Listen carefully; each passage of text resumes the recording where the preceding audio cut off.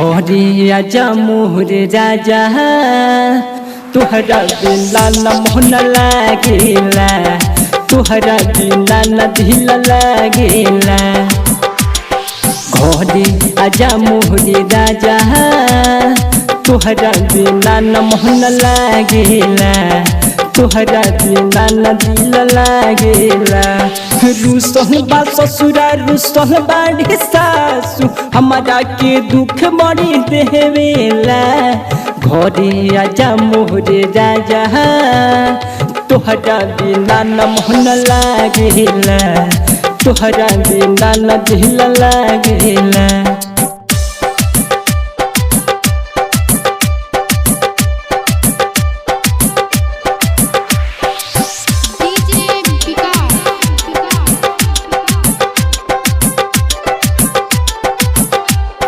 लागे न मोर मन जल दिया वो जाने अखिया ये रहिया निहारेला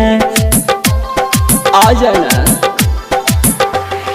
लागे न मोर मन जल दिया वो जाने अखिया ये रहिया निहारेला ननदी मारे ताना फेंकेले मोर खाना अखिया ये लोरावा बहावेला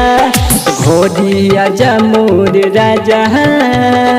तोहरा बिना न मोहन लागेला तोहरा बिना न मोहन लागेला आ जाना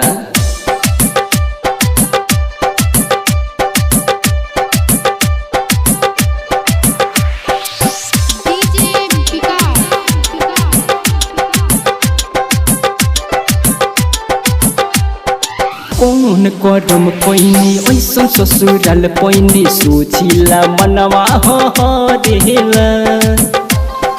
अरे जा कौन करम पैनी ऐसन ससुराल पैनी सोचिला मनवा हरेला मारेला ताना राजस देवरवा जुगुल विपतिया की कहेला घरे आजा मोर राजा तोहरा बिना न मोहन लागेला तोहरा बिना न मोहन लागेला घरे आजा मोर राजा तोहरा बिना न मोहन लागेला तोहरा बिना न दिल लागेला।